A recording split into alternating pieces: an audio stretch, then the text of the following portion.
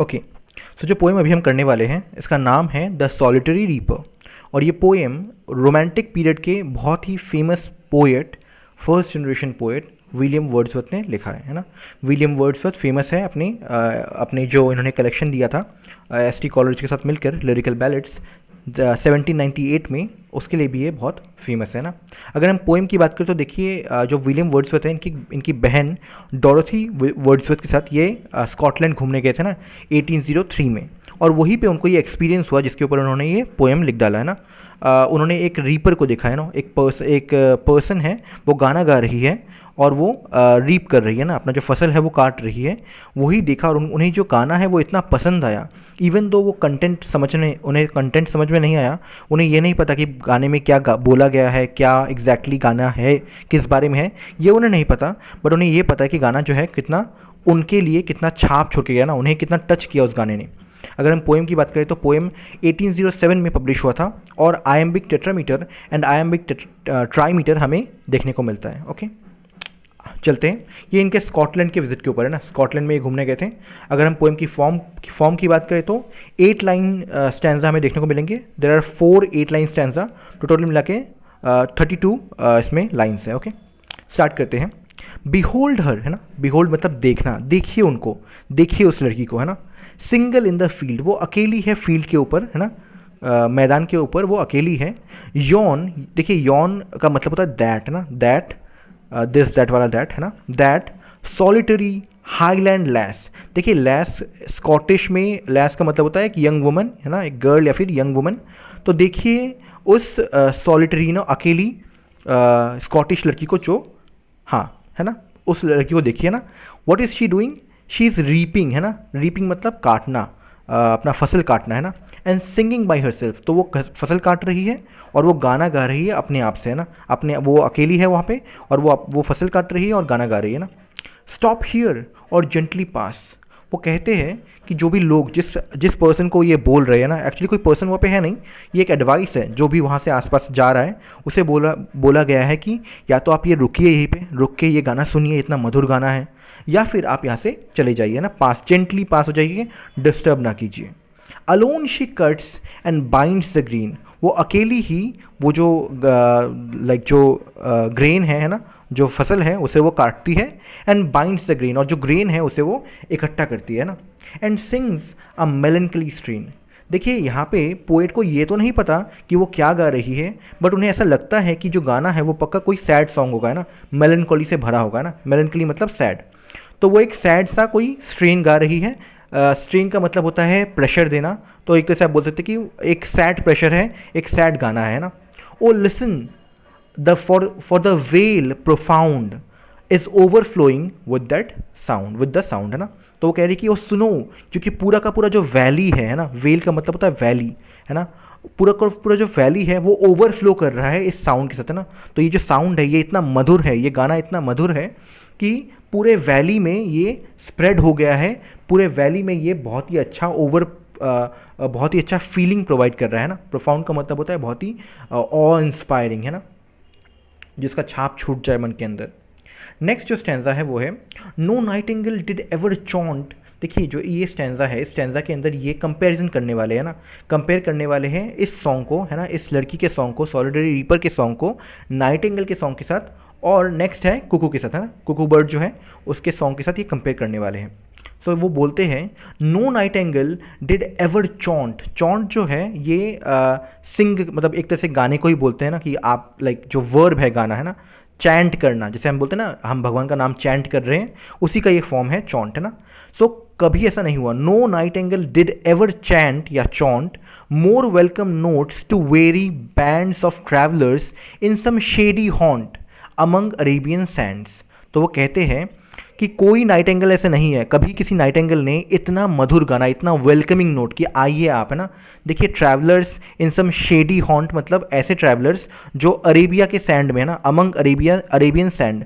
तो Arabian sand में जो ट्रैवलर्स ट्रैवल करते हैं ना, जो जो जो से जो मर्चेंट होते हैं ना, तब के टाइम में जो मर्चेंट होते हैं उनके लिए बोला गया है कि वो जो इतना मुश्किल डिजर्ट से होते हुए जा रहे हैं, उन्हें तो बहुत थकान हो जाती है ना, hence the word very bands, very मतलब थक गया वो, है ना, पर्सन थक गया है। तो जो ये ग्रुप ऑफ पीपल है जो थक गए हैं, जो अरेबियन सैंड में ट्रैवल कर रहे हैं ना, और उन्हें फाइनली एक शेडी प्लेस मिला है।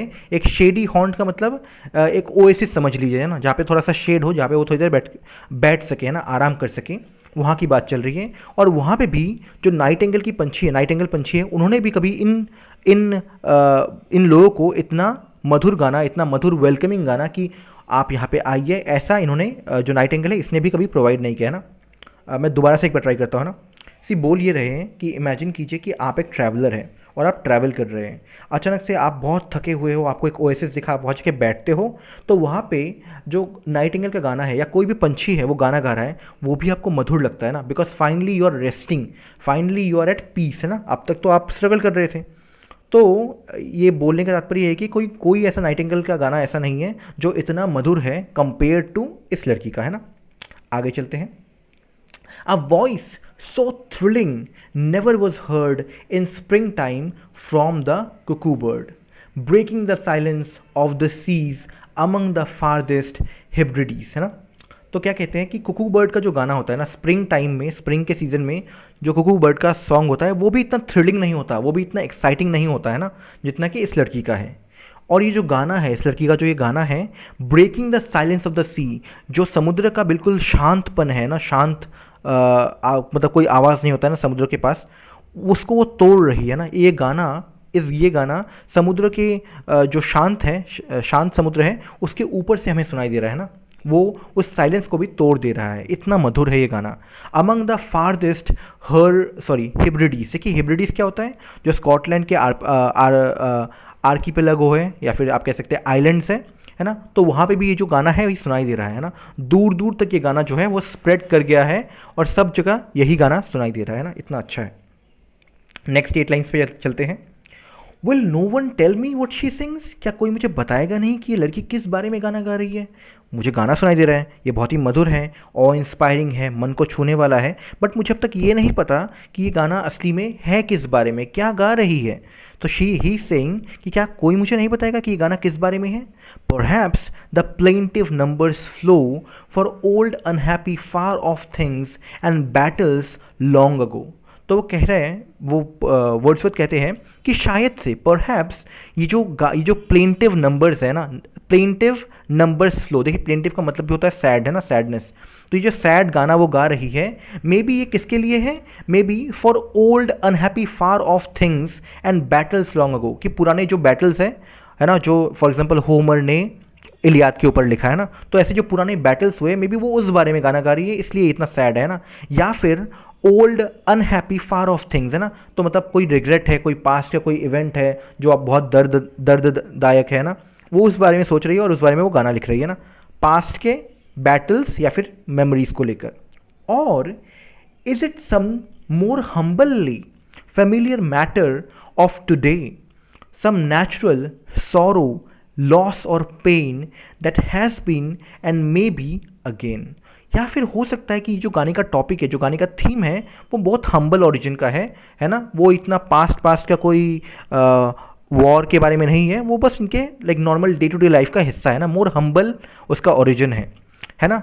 फेमिलियर मैटर ऑफ टुडे, मतलब फेमिलियर मैटर है जो हमारे साथ होता है, हम लोगों के लाइफ में जो सैडनेस है उसी के बारे में ये गाना है ना। May be some natural sorrow, जो नेचुरल सॉरो है जो हमें एक्सपीरियंस होता है ना, लॉस, पेन, कोई मर गया, कोई किसी की डेथ हो गई, कोई छोड़ के चला गया ना, मे बी इन बारे में है ना। That has been and may be again, है ना। और देखिए बिकॉज ये नेचुरल सॉरोज है ना, ये तो कॉमन डेली लाइफ में होता रहता है, तो ये हुआ भी है, दैट हैज़ बीन हो भी चुका है, एंड मे बी अगेन, और दोबारा हो सकता है ना। फॉर एग्जाम्पल आपका कोई लव्ड वन आपको छोड़ के चला गया है ना, किसी की डेथ हो गई है, तो पहले भी हुआ है और बाद में भी होगा, मे बी इस बारे में गाना है, मे बी इसलिए गाना जो है इतना सैड है। आगे चलते हैं। लास्ट 8 लाइन्स है। Whatever the theme the maiden sang as if her song could have no ending. उसका थीम, उसका कंटेंट भले ही कुछ भी हो, लेकिन जो मेडन है, ये जो प्योर लड़की है, ये ऐसे गा रही है इस गाने को as if her song could have no ending, जैसे कि ये गाना कभी ख़त्म ही नहीं होगा, जैसे इस गाने का कोई अंत ही नहीं है। I saw her singing at her work and over the sickle bending मैंने उन्हें सुना है ना, आई सॉ हर, मैंने उन्हें देखा कि वो अपने काम करते करते गाना गा रही है ना, काम करते करते वो अपना गाना गा रही है। Over and over the sickle bending, है ना, देखिए सिकल बेंडिंग क्यों बोला है, सिकल मतलब वो जो कर्व्ड ब्लेड होता है जिससे हम लोग फसल काटते हैं, वो काट रही है और उसके ऊपर वो गाना भी गा रही है ना। आई लिसनड मोशनलेस एंड स्टिल, मैं ये सुन रहा था, है ना, कोई शब्द ना करके, बिल्कुल चुपचाप, मोशनलेस, मैं बस स्टिल खड़ा था, है ना, और मैं सुन रहा था। And as I mounted up the hill, और जैसे जैसे मैं हिल के ऊपर चढ़ता गया ना, मैं उनसे दूर होता गया, मैं आगे जाता रहा, है ना, माउंटेड अप मतलब ऊपर की तरफ जाना, है ना, जैसे जैसे मैं हिल की तरफ ऊपर जाने लगा, the music in my heart I bore, उनका जो म्यूजिक है वो मेरे दिल में अभी भी था, है ना, दिल में मैं लेके हो जा रहा था। Long after it was heard no more, तो इवन जब वो गाना बंद हो गया, जब वो उन्होंने गाना बंद कर दिया, जब मैं वहाँ से चला आया, टाइम बीत गया, समय बीत गया, अब मैं एक डिफरेंट जगह पे हूँ, स्टिल इतने साल हो चुके, उसके बाद भी मेरे दिल के अंदर जो गाना है वो अभी भी वैसे ही बज रहा है, उसका एको जो है वो मेरे माइंड के अंदर अभी भी है, मेरे दिल के अंदर अभी भी है ना। सो मैं गाना गाना बहुत पुराना था, मतलब गाना पास्ट में हो गया, बट अभी भी जो वो इतना ब्यूटीफुल था, इतना हार्ट टचिंग था, इतना ऑ इंस्पायरिंग था कि वो मेरे मन के अंदर जो है वो अब भी बजता है, अब भी वो मन में रह गया। तो ये है द सॉलिटरी रीपर जो विलियम वर्ड्सवर्थ ने लिखा है ना। पोएम में 8 लाइन के 4 स्टैंजास हैं, आपको सब पूरा एक्सप्लेनेशन मिल गया। पोएम 1807 में लिखा गया, और ये इसके अंदर ये अपनी बहन के साथ, है ना, ये ट्रिप पे गए थे, ये ट्रिप पे गए थे स्कॉटलैंड में 1803 में, और वहीं पे अपनी जो बहन है इनकी डॉरोथी वर्ड्सवर्थ, उनके साथ ये गए थे ना, तब का ये इवेंट है। स्कॉटिश आइल्स पे ये गए थे, स्कॉटलैंड पे ये विजिट करने गए थे। यहीं पे हम एंड करते हैं। Thank you for watching.